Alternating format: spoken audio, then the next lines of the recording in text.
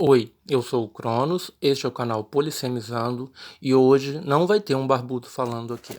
Olá para todos, eu sou Mavesper Siqueridon, bruxa sacerdotisa da religião Wicca há quase 30 anos e como membro de uma religião não cristã, ou seja, uma religião minoritária. Eu milito há muitos anos em defesa da diversidade religiosa e esta semana me senti profundamente tocada com a morte da grande sacerdotisa do candomblé, Mãe Estela de Oxóssi. A Mãe Estela, conhecida no Brasil inteiro como uma figura muito importante, uma liderança incrível, né, respeitada no país todo e conhecida mundialmente, faleceu com 93 anos anteontem. E o que a gente assistiu, além da tristeza e do luto pela sua morte, mas também a crença na sua próxima vida, porque o candomblé tem as mesmas crenças, ou mesmas não, mas semelhantes com a Wicca, de que nós teremos outras vidas, então a morte é apenas um momento de passagem. Consternou e até surpreendeu a opinião pública nacional a disputa que houve a respeito das cerimônias de enterramento da líder religiosa. A disputa se deu basicamente entre o seu terreiro, e me perdoem se eu não falar os nomes direito, eu não conheço bem a pronúncia, eu vou até ler aqui para não falar errado, do Ilê Axé Afonjá, que é a casa de candomblé, aonde a mãe Estela de Oxóssi, conhecida como Odecaiodê, viveu e trabalhou durante décadas. Acho que ela assumiu a liderança da casa em 1976. Só que nos últimos tempos, com a condição de saúde agravada, ela e a companheira dela tinham tomado a decisão de retirá-la de Salvador, de dentro da casa, e colocá-la numa outra cidade, no recôncavo baiano, chamada Nazaré das Farinhas, que é a cidade natal da companheira, da falecida. Apesar da falecida, nesse caso, também ser da religião do candomblé e se colocar em questões sobre disputas de lideranças religiosas que vão assumir a casa daqui para frente, na verdade, isso se tornou uma disputa jurídica entre a companheira, que tem os poderes familiares sobre o corpo da pessoa falecida, então, ordinariamente seria a pessoa que determinaria o modo de enterramento da falecida, e o Ilhéachel Opoafonjá, ou seja, a casa de candomblé. Eles tiveram que ingressar com uma medida judicial, eu não vou entrar em detalhes jurídicos, apesar de eu ser advogada, e este vídeo ter a finalidade de dar orientações jurídicas para questões que possam surgir pós a morte de pessoas de religiões minoritárias e que são muito comuns e muito frequentes. No caso da Mãe Estela, a casa, o Ilê Axel Poafonjá, que é organizado juridicamente como entidade religiosa, ingressou com uma ação e obteve uma liminar que fez o seguinte: o corpo estava sendo velado na Câmara Municipal dessa cidade, Nazaré das Farinhas, sem seguir os trâmites normais da cerimônia religiosa do candomblé, que em questão de homenagens póstumas e velório e essas coisas, ela tem várias determinações que não estavam sendo seguidas. Pelo que eu li na imprensa, a companheira alega que a própria Yalorixá tinha determinado essa mudança e que ela estava fazendo o que a Yalorixá já tinha determinado, porém não existe nenhuma determinação escrita da Mãe Estela nesse sentido. E a organização religiosa levou a questão ao judiciário e obteve uma liminar dizendo que o corpo da líder precisava ser velado na própria casa de candomblé, que ela orientou e liderou por tantas décadas. E o judiciário e o Ministério Público também opinou favoravelmente pela concessão da liminar, conceder essa liminar, inclusive, se fosse necessário, com o uso de força policial, como é comum em medidas liminares. Mas a medida liminar foi cumprida pacificamente. A companheira entregou o corpo da Yalorixá para a casa de candomblé, e acredito que os ritos, nesse momento que eu estou fazendo esse vídeo, estejam sendo feitos agora em Salvador. E eu estou aqui falando de Brasília, do Templo da Deusa. Bom, infelizmente, para muitos sacerdotes e sacerdotisas de religiões não cristãs, eles não têm essa sorte que, a meu ver, teve a mãe Estela.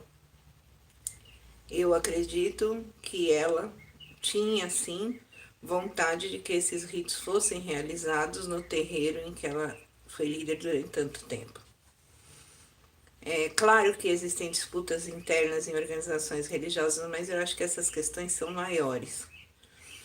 Enfim, deve ser respeitada sempre a vontade da pessoa falecida. Já assistimos nos meios da Wicca e da bruxaria em geral, do paganismo em geral brasileiro, situações muito tristes onde pessoas que foram líderes da nossa religião durante anos e anos foram enterradas pelos seus parentes, seus filhos, seus familiares, como se cristãs fossem. O que nos horroriza, na verdade. A gente fica assim com medo de que isso possa acontecer com a gente. Então, como advogada, formada há mais de 30 anos no Largo de São Francisco, na USP, e bastante experiente nas questões de direito de família, eu resolvi fazer esse vídeo para trazer uma possibilidade de, juridicamente, as pessoas de religiões minoritárias fazerem uma determinação oficial que não pode ser contestada nem modificada pelas suas famílias. Existe uma forma muito simples de se fazer essa determinação, de como você quer que seja a sua cerimônia pós-morte, o que vai acontecer com as suas vestes ou joias sacerdotais, seus instrumentos. No caso da Wicca, a gente tem muita coisa. Por exemplo, a gente tem mantos coloridos, a gente tem joias, adornos. Não é nada de grande valor econômico, não. São geralmente coisas feitas em prata, cristais, essas coisas. Mas a gente tem coisas pelas quais a gente tem muito apreço.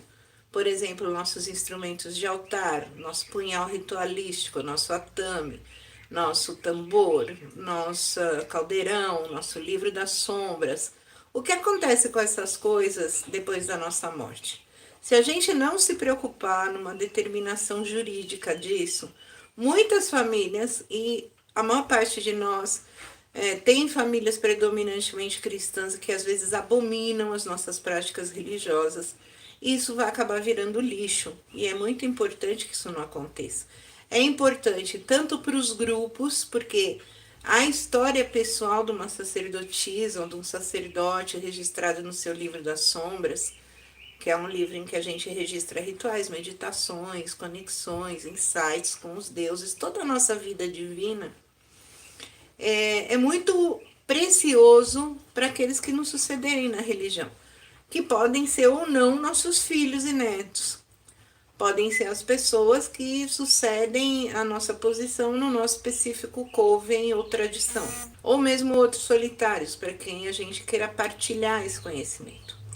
Então, como bons neopagãos, sabedores de que a morte é apenas uma das faces da deusa, em que nós logo estaremos aqui nessa vida de novo, para celebrar, encontrar aqueles que nós amamos nas vidas anteriores e nos amarmos novamente, que é a promessa da deusa. Mas enquanto isso, nós temos que nos preocupar com a questão prática do pós-morte. Então, o que acontece com as nossas coisas e como nós queremos nossa cerimônia religiosa. Então, eu criei um texto que eu denominei Disposições pós-morte para membros de religiões minoritárias, como determinar legalmente sua cerimônia fúnebre. Esse texto está aqui no rodapé e no blog da Tradição Diânica do Brasil. Lá eu vou enumerar tudo o passo a passo que vocês devem fazer para evitar de a sua organização religiosa ou algum amigo ter que ir para o judiciário, como teve que fazer a casa de candomblé da mãe Estela. Então, vamos, resumidamente, eu vou falar que o texto vai estar mais minucioso, mas eu convido vocês todos a lerem esse texto e tomarem essas providências em concreto, porque isso assim evita um monte de problemas, até mesmo para os seus familiares, e conflitos entre os seus amigos do seu grupo religioso e as suas famílias, o que é sempre bom evitar. Então, a forma legal de se estabelecer todas essas determinações se chama codicilo. Codicilo é vou falar de uma maneira leiga, tá? É um micro testamento. O testamento no direito brasileiro, ele é um documento muito minucioso, porque você pode dispor de todos os seus bens nele, inclusive bens imóveis, você tem que levar em conta seus herdeiros, que a lei considera que você não pode retirar da sucessão da sua herança, etc. E ele tem que ser feito sempre com advogado, e o registro dele é bastante caro. Já o codicilo não é isso. O codicilo é uma expressão por escrito, assinada pela pessoa com 2 testemunhas, pode ser até feito de próprio punho, conforme diz o artigo 1881 do Código Civil, em que você vai estabelecer o seguinte: sua cerimônia fúnebre, a destinação de joias que tenham um significado pessoal para você, ou seja, essa determinação do Código Civil contempla as joias sacerdotais, por exemplo.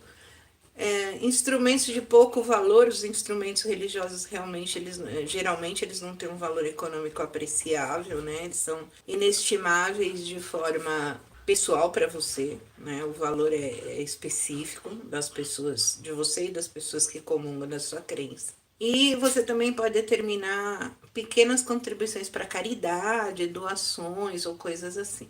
O codicilo, geralmente, o Código Civil não exige que ele seja registrado em cartório, mas a minha recomendação é que sim, depois que você tiver escrito esse codicilo, você leve a registro num cartório de títulos e documentos. Não é caro fazer esse registro, vai ser um documento no máximo 2, 3 páginas, mesmo que você seja muito minucioso sobre como você quer sua cerimônia de enterramento ou de cremação. E você vai gastar, acho que menos de R$30 para fazer isso. Então, eu acho altamente recomendado que você faça isso, tá? Eu vou ler, assim, só os tópicos aqui, depois vocês vão dar uma lidinha no texto.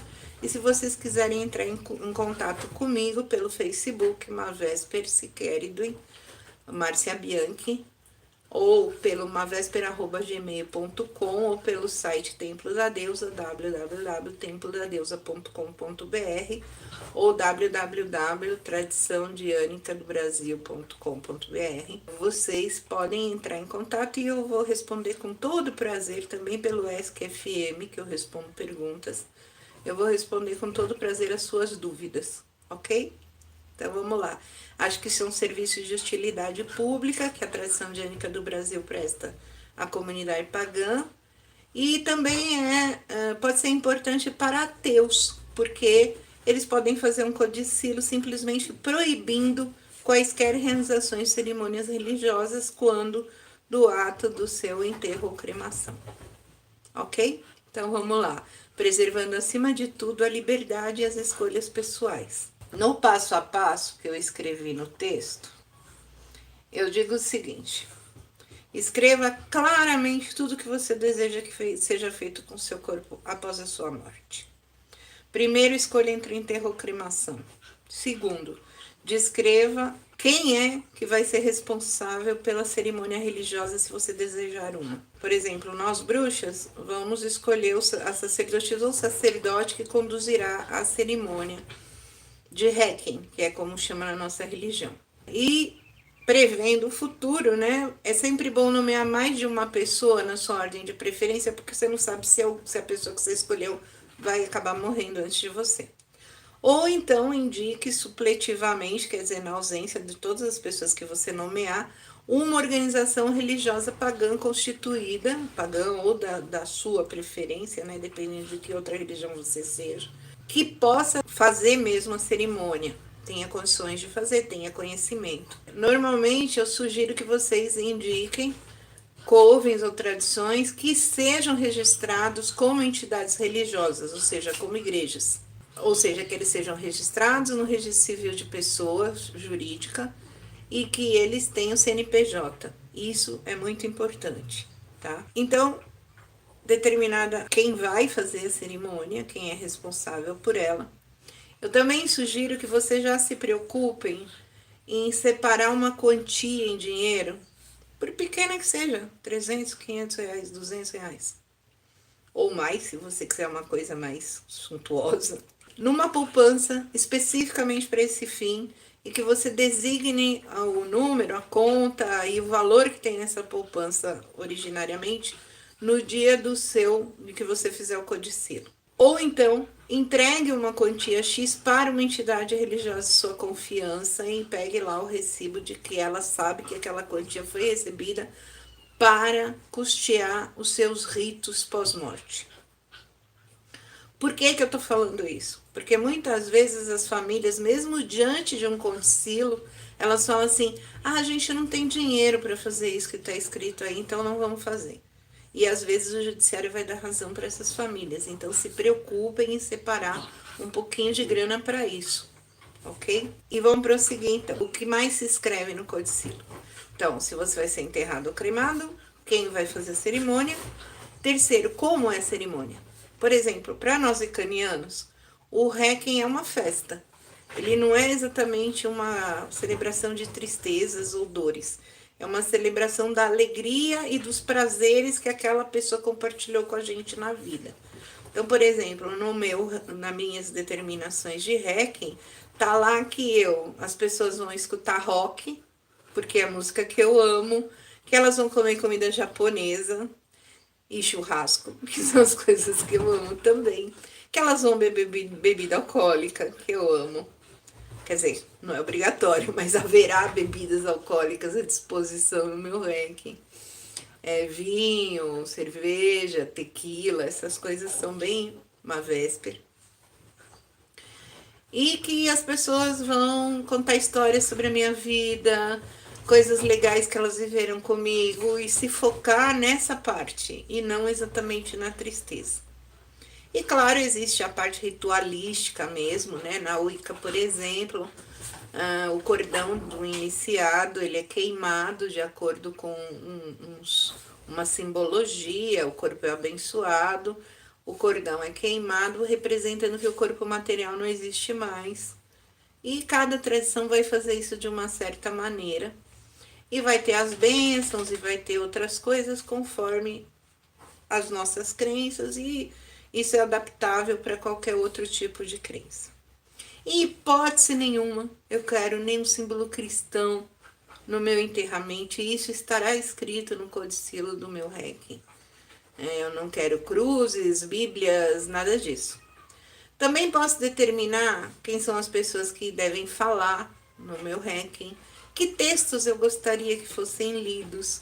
Enfim, eu posso determinar absolutamente tudo. Como vai ser a decoração de um altar que tenha no lugar da cerimônia. O que eu quero nesse altar. Por exemplo, na Wicca, as pessoas... o luto é branco, então a gente veste de branco e não de preto. Então eu não quero ser... mas eu quero ser enterrada com as minhas vestes sacerdotais que são pretas, então eu vou escrever isso. Que flores eu quero no meu caixão, minhas flores prediletas, se eu quero ser enterrada com alguma joia ou não. E no caso da minha morte, qual a destinação do meu livro das sombras, dos meus instrumentos pessoais, das coisas que eu prezo como símbolos do meu sacerdócio. Então, veja, você tem uma série de coisas para escolher e é completamente livre essa escolha. Então, mas é importante que você descreva ela minuciosamente. Eu acredito que por mais minucioso que você seja, você não vai escrever mais que 2 ou 3 páginas. E afinal, você tem que pôr uma disposição expressa de que realmente você não quer, em hipótese nenhuma, que a sua família interfira ou modifique essa cerimônia. E aí é legal você registrar isso pegar cópias, distribuir para amigos da sua confiança, entregar para sua família também, para que eles saibam as suas determinações. E é isso, gente. Então, sem mais delongas, eu divulgo aqui esse texto e espero que ele seja útil para vocês, porque eu acho que dá uma tranquilidade muito grande para nós, sacerdotisas e sacerdotes de religiões não dominantes, termos a certeza de que a nossa religião tão amada, tão estimada, vai ser respeitada nos nossos ritos pós-morte. Então, um beijo para vocês. Eu desejo que a deusa receba a mãe Estela no seu ventre, no caldeirão sagrado de renascimento, onde certamente ela já está, aplicando a ela as crenças da nossa religião. E claro, ela estará abençoada por todos os orixás e principalmente pelo Pai Oxóssi, a quem ela serviu tão exemplarmente nessa vida. Eu fico comovida porque eu acho lindo ver uma pessoa que dedicou praticamente sua vida inteira ao sacerdócio, porque eu também dedico a minha. Então eu entendo muito bem isso que acontece com as pessoas, o que as move. E eu desejo a todos que amavam a Mãe Estela as bênçãos da deusa Consoladora. Que a Consoladora cubra a todos com seu manto de compreensão e de foco nas alegrias e nas boas memórias, ao invés do foco na perda e no luto. Que assim seja e que assim se faça. Abençoado seja.